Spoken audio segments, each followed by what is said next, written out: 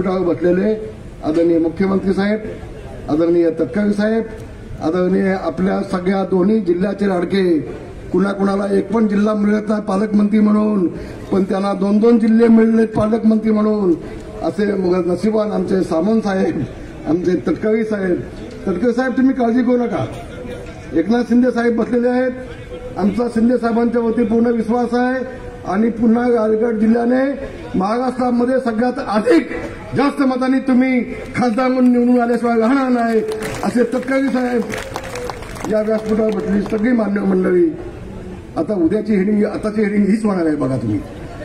मला माहिती आहे ना, बांधवांनो, भगिनींनो आणि मातांनो, पहिल्यांदा इतक्या मोठ्या संख्येने आपण उपस्थित झाल्याबद्दल मला वाटतं आतापर्यंतच्या दापोलीच्या सभेमध्ये रेकॉर्ड ब्रेक करणारी सभा पहिली ही सभा आपली असेल आणि म्हणून इतक्या मोठ्या संख्येने उपस्थित झाल्याबद्दल तुमच्या सगळ्यांचे मनापासून आभार मानतो. आणि उद्धव ठाकरेंना सांगतो, तुमचे कोण चमचे असतील इथले त्यांना पाठवा, याचा व्हिडिओ काढा आणि गपचूप बघा योगेश कदमची ताकद दापोली मतदारसंघामध्ये काय आहे ते एकदा बघून घ्या.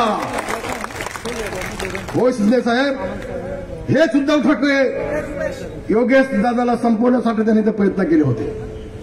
जे राजकारणाचा पूर्ण संपून टाकायचं त्यावेळेला तुम्ही तो निर्णय घेतला नव्हता. त्यावेळेला तुमचा बंडखोरीचा निर्णय झाला नव्हता. तुमचा म्हणण्यापेक्षा आपला बंडखोरीचा निर्णय झाला नव्हता. उठाव उठाव, ज्या उठावाची नोंद सबंध 40 देशांनी घेतली तो उठाव झाला नव्हता. त्याच्या आधी या अनिल परबला हाताशी पकडून हे तुमचं राष्ट्रवादीचं त्यावेळेचा माजी माकड झालं ते कोणते गावठी गावठी गावठी गावठी त्याला हाताशी पकडून माझ्या योगेश दादाला पूर्णपणे राजकारणाचा संपवण्याचा विडा सुचवला होता उद्धव ठाकरेंनी. उद्धव ठाकरे त्यावेळेला हॉस्पिटलला होते आणि हॉस्पिटलमध्ये सभा घेत होते, मिटिंग घेत होते. योगेशला कसं संपवायचं, कसं कटकावस्थान त्या हॉस्पिटलला चालला होता. त्या मिटिंगमध्ये होते सुमा देसाई, त्या मिटिंगमध्ये होता आनंद पवार, त्या मिटिंगमध्ये विनायक राऊत, 5 लोक होते. पण विनायक राऊतांनी त्यावेळेला योगेश दादा तुझी बाजू घेतली होती. मला जी आतली माहिती आहे ती या अंदर की बात आहे.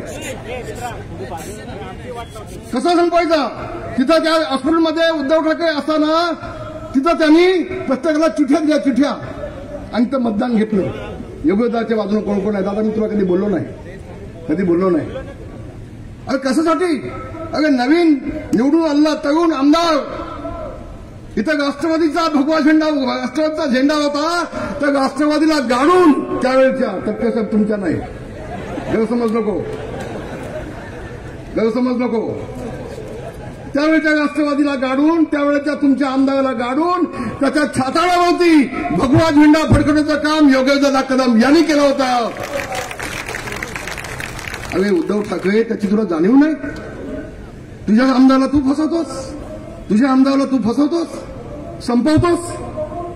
हा कुठला नेता? जगामध्ये आपल्याच आमदाराला संपवायचं काम करणारा पहिला नेता कोण असेल गद्दार, त्याचं नाव उद्धव ठाकरे. उद्धव ठाकरे त्याचं नाव. हे बघा, हा साक्षीदार आहे तर छत्रपती शिवाजी महाराजांचा भव्य पुत्र हा साक्षीदार आहे शिंदे साहेब. हा पुत्र जो आहे योगेश दादांनी 55 लाख रुपये हे शिरसाट फंडातून मुंबईला जमा केले. मुंबईमध्ये हा पुतळा बनवला, इथं आणून तो बसवला. आज जाऊन त्या पुतळ्याच्या खाली जाऊन बघा योगेश कदमचं नाव कुठे लिहिलं आहे ते जाऊन बघा. एवढी मोठी बेईमानी, एवढी मोठी बेईमानी. जो मुलगा काम करतोय इथं, तुमचा पक्ष मोठा इथं बनवतोय, रात्रंदिवस काम करतोय, तुम्ही त्याला संपवताय. तटकरे साहेब, तुम्ही त्याला किती साथ दिली तुम्हाला माहित नाही, पण या दापोलीच्या नगर परिषदेवरती शिवसेनेचा भगवा झेंडा फडकत होता. उद्धव ठाकरेंनी योगेश कदमला बाजूला करून तुमच्या राष्ट्रवादीच्या हातामध्ये ती नगर परिषद दिली. तुमचे आभार मानतो, त्याशी तुम्ही चांगला निर्णय घेतला, तुमचे मी आभार मानतो. आणि बघा मी बोललो, मी भाजपच्या बाबतीमध्ये बोललो नाही, भाजपच्या वरिष्ठ नेत्यांच्या बाबतीमध्ये बोललो नाही. शिंदे साहेब, हे तटकरे साहेबांना याला सांगा, भाजपचे नेते देवेंद्र फडणवीस इथं येऊन आज देखील त्यावेळेला उद्धव ठाकरेंकडनं संपवण्याचा प्रयत्न चालू होता. आज युती असताना इथल्या भाजपकडून प्रयत्न चालू आहे. तो इथल्या कोण तो रवींद्र चव्हाण, तो इथं 10-15 कोटीची कामं घेतो. कोण तो ठाण्याचा भाजपचा आमदार केळकर, तो येऊन इथं भूमिपूजन करतो स्थानिक आमदाराला बाजूला ठेवून. कोण तो गोव्याचा मुख्यमंत्री, तो इथं येऊन दापोलीत येऊन शिवसेनेच्या लोकसभेच्या जागेवरती अधिकार सांगतो. अरे चाललंय काय तुमचं चाललंय काय? शिंदे साहेब, होय आपली सत्ता कमी असताना तुम्हाला मुख्यमंत्री बनवला, पण जहाल शिवसेनेला 40 आमदार आणि 13 खासदार आणि 10 पक्ष घेऊन उद्धव ठाकरे सगळ्या गद्दाराला धडा शिकवण्याचं काम हे फक्त एकनाथ शिंदेच करू शकतात. अनेक कोणाची ताकद नव्हती. होय, या मच्छीमार साहेब तिथं वादळ आला, भयान वादळ आलं. आमच्या कोकणातला सगळा मच्छीमार संपला होता. देशोधडीला लागला होता. सगळ्यांची घरे उद्ध्वस्त झाली होती. त्यावेळेला शरद पवारांसारखे ज्येष्ठ नेते 80-82 वर्षाचे इथं येऊन 4 दिवस बसले होते कोकणामध्ये. योगेश कदम यांनी दिवस काम केलं. त्यावेळेला देखील अजितदादांनी मदत केली योगेश दादाला. मला ते सांगितलं पाहिजे. आणि इथं प्रचंड अशी मेहनत घेऊन आमच्या मच्छीमारांची घरं पुन्हा उभी केली. पण शिंदे साहेब हा मुख्यमंत्री होता उद्धव ठाकरे, आणि त्याचं पिल्लू त्याचा टुनटुन उडतही ना असं. हे सारे दोघे आले नाही तिथं बघायला. कोकणाच्या मच्छीमारांचे आसवा पुसण्यासाठी या उद्धव ठाकरेकडे वेळ नव्हती. आणि आता सगळ्या ठिकाणी सभा घेतोय, सगळ्या ठिकाणी पळतोय. ते पळायला तुम्ही लावलं त्याला. आता तुमच्यामुळे तो पळतोय. तुम्ही त्याला बाहेर काढलीच मातोश्रीत ना. 2.5 वर्ष मुख्यमंत्री होता. 2 वेळेला फक्त मंत्रालयामध्ये आला माणूस. आणि आता मोठमोठ्या गप्पा हाणतोय. 14 तारखेला म्हणजे दापोलीला येणार आहे. शिंदे साहेब, प्रभाकर मध्ये येऊ नको, आता तुला दंड बसेल. शिंदे साहेब 14 तारखेला पुन्हा उद्धव ठाकरे इथं येतोय. माझी उद्धव ठाकरेला जाहीर आव्हान आहे, ज्यात हिंमत असेल तर या स्टेजवरती इथंच सभा लाव. आणि किती लोक जमतात स्थानिक विभाग भाड्याने फक्त आणू नको महाराष्ट्रातून. हिंमत असेल त्याला इथं खेळला सभा लावली. तर उभ्या महाराष्ट्रातून लोक आणली होती. उभ्या महाराष्ट्रातून, अख्ख्या महाराष्ट्रातून. जसा काय अफजल खान चालून येतो असं चालून आला होता. मला बोलायचं होतं, मला अधिक बोलायचं होतं. आपल्याला जायचं आहे, हेलिकॉप्टर उडणार नाही, मग आपली वस्ती इथं होईल. हेलिकॉप्टर नाही उडाला तर आपला वेळ इथं अधिक आपल्याला आम्हाला मिळेल. मग तसं झालं तर सांगा तुम्ही. म्हणजे मग काय होईल माहितीये का, आज संध्याकाळी आम्ही गुहागरला सभा लावली. त्या सभेला पण तुम्हाला आम्ही घेऊन जाऊ तिकडे गुहागरला पण. तटकरे साहेब मी आहे आणि उदय सामंत पण येत आहेत. उदय सामंतला पण आपण पाठवा. आणि म्हणून माझ्या सगळ्या बांधवांना विनंती आहे, गवताला भाले फुटले पाहिजे. आता योगेदाचं आपण काम पाहत आहे. मला काय वाटतोय, मला हे वाटतोय, मी ऐकलं होतं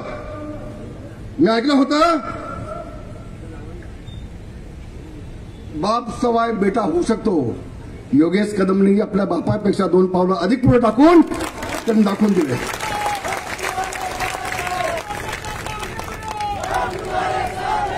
या देशाचे आदरणीय पंतप्रधान नरेंद्र मोदी साहेब, त्यांचं अभिनंदन आपण सगळ्यांनी केलं पाहिजे. होय, अनेक पंतप्रधान पाहिले. शिंदे साहेब असा पंतप्रधान कधी पाहायला मिळाला नाही. मोदी आणि शहासाहेब या दोघांच्या कर्तृत्वावरती आमचा सगळ्यांचा विश्वास आहे. संबंध कोकणाचा विश्वास आहे. मग राम मंदिर असू देत, 370 कलम असू देत, चंद्रावरती यान पाठवण्याचा असू देत, संबंध जगामध्ये आर्थिक व्यवस्था 5व्या नंबरचा आणून आपलं काम असू देत, हे कर्तृत्व त्यांनी दाखवलंय. आणि म्हणून मी जी टीका केली ती इथले स्थानिक जे नेतृत्व आहे त्यांच्यावरती मी बोललोय.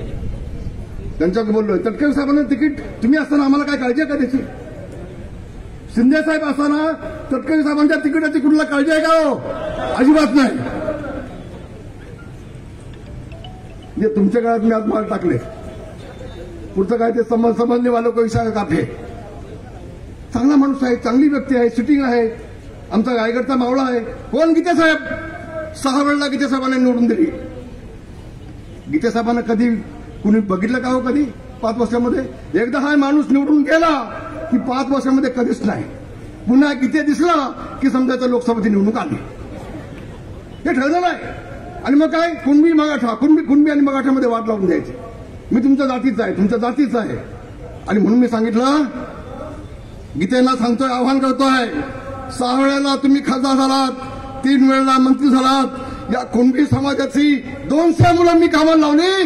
म्हणून जर गीते साहेबांनी सांगितलं अरे मी राजकारण सोडून देईन, बांधवानो सोडून देईन मी, काही नाही. फक्त मला समाजाला निवडून द्या आणि मी निवडून गेलो की समाजाला ठेंगा. एवढंच काम गीतेचं. अहो जावं कोणी याच्यातल्या गीते साहेबांना भेटला घेऊन जा कोणी मुंबईला जाऊन बघा. 2-2 तास खाली बसवतात. खाली एक मडकं ठेवलेलं आहे, मडकं पाण्याचं, आणि त्याला एक ग्लास बांधून ठेवलाय साखळीचा. त्या ग्लासानं पाणी प्यायचं आणि वरती जायचं. घरामध्ये पाणी नाही, चहा नाही, नाश्ता नाही. त्या ग्लास का बांधून ठेवलाय? तो ग्लास कोण घेऊन गेला मग? होय, मुश्किल नाही. ओ तटकरे साहेब, इकडे पण लक्ष द्या, गडबड होईल.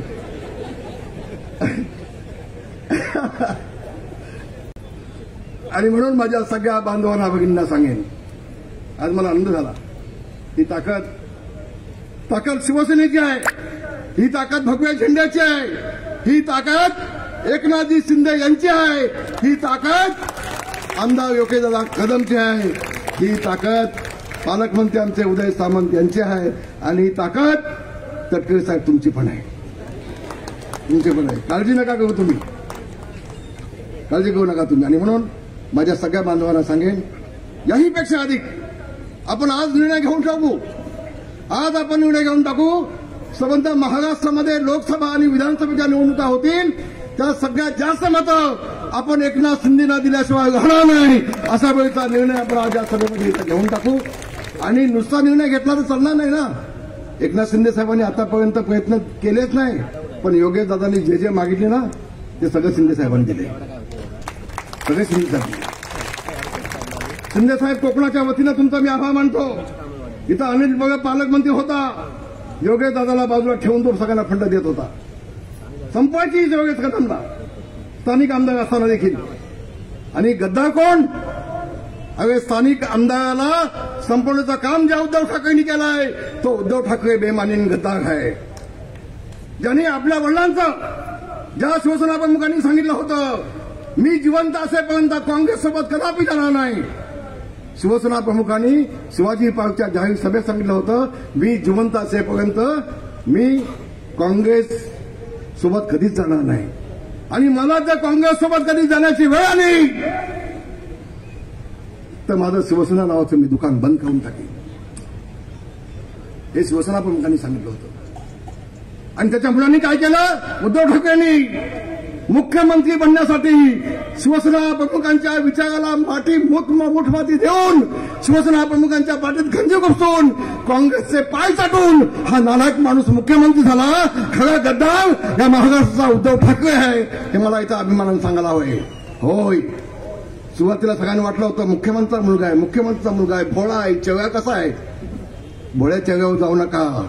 उद्धव ठाकरेसारखा कपटी या संबंध जगात कोण मिळणार नाही. मी जवळला पाहिलंय, मी जवळला अनुभव घेतले. मला कसा संपवायचा प्रयत्न केला. अगं मनोज जोशीना त्या व्यासपीठावरनं अपमानित करून खाली पाठवला. नवलकरांची काय अवस्था केली मी पाहिलंय, सपोदरांची अवस्था काय केली मी पाहिलंय, दत्ताजी साहेबांची अवस्था काय केली मी पाहिलंय, रामदास कदमची अवस्था काय केली मी पाहिलंय, गजानन कीर्तिकरांची अवस्था वाईट करून टाकली, आमच्या गावतींची अवस्था वाईट करून टाकली. एकनाथ शिंदे साहेबांना बाजूला केलं. कधी निर्णय घेतला होता एकनाथ शिंदे साहेबांनी? तुम्हाला त्याची कल्पना नाही. रात्री 2 वाजता मला एकनाथ शिंदे साहेबांनी फोन केला, भाई मी निघालो, मला अपमान सहन झाला नाही, मी मराठा आहे. 2 वाजता. तो दिवस मी कदापि विसरणार नाही, ती वेळाचा मी कदापि विसरणार नाही. अपमान करता तुम्ही आम्हाला. अरे आम्ही 40 केसाचा नाव घेतल्या, 10 वेळा जेल फुकले, आणि म्हणून तुम्ही आज त्या गादीवर बसलात. तुमचं काय योगदान आहे? पोपटपंची दुसरी तोंडाची पोपटपंची तुमची चालते. काही नाही, लवकरच तुम्हाला कळेल. उद्धव ठाकरे दिवा विस्ताना फडफडतो तशी तुमची अखेरची शेवटची फडफड आहे. पाल मेल्यानंतर शेपटी वळवळते तशी तुमची शेवटची शेपटी वळवळते. एकनाथ शिंदेच्या नादाला लागाल तर खबरदार, रामदास कदम त्यांच्या पाठीशी गंभीरपणे उभा आहे, या जाहीरपणे मी सांगतोय. होय, असे अनेक मावळे पाठीशी उभे आहेत. अधिक बोलणार नाही. शिंदे साहेबांना मुंबईत जायचं आहे, तिकडे त्यांनी कार्यक्रम घेतलेले आहेत. शिंदे साहेबांना विनंती आहे, गपचूप शक्य झालं तर थांबता आलं तर बघा, आम्ही पाहून करतो, अडचण नाही. तर तुम्हाला सगळ्यांना पुन्हा पुन्हा धन्यवाद. असेच योगेशदादाच्या पाठीशी गंभीरपणे उभे राहा आणि संबंध महाराष्ट्राला दाखवून द्या की या दापोली मतदारसंघातला प्रत्येक माणूस हा योगेश कदमच झालेला आहे, शिवसेनामय झालेला आहे, भगवामय झालेला आहे. आणि या शिवसेनेचा भगवा झेंडा, आई तुळजाभवानीचा भगवा झेंडा, संत रामदासांनी छत्रपतींच्या हातात दिलेला भगवा झेंडा, अरे हजारो वर्षाच्या आधी भगवान श्रीकृष्णाच्या रथावरती भगवा फडकत असलेला भगवा झेंडा, हा शिवसेना प्रमुखांचा भगवा झेंडा, हा छत्रपती शिवाजी महाराजांचा भगवा झेंडा, हा मावळ्यांचा भगवा झेंडा, हा तुमचा आमच्या शिवसैनिकाचा भगवा झेंडा पुन्हा या दापोलीच्या मतदारसंघावरती डौलानं फडकावा. धन्यवाद. जय हिंद, जय भीम, जय महाराष्ट्र. देश विदेशातील प्रत्येक घडामोडींचे लाईव्ह अपडेट मिळवण्यासाठी आता साम टीव्हीच्या सर्व सोशल मीडिया प्लॅटफॉर्मला लाईक, फॉलो आणि सबस्क्राईब करा. तसंच सर्व नोटिफिकेशनसाठी बेल आयकॉन प्रेस करायला विसरू नका.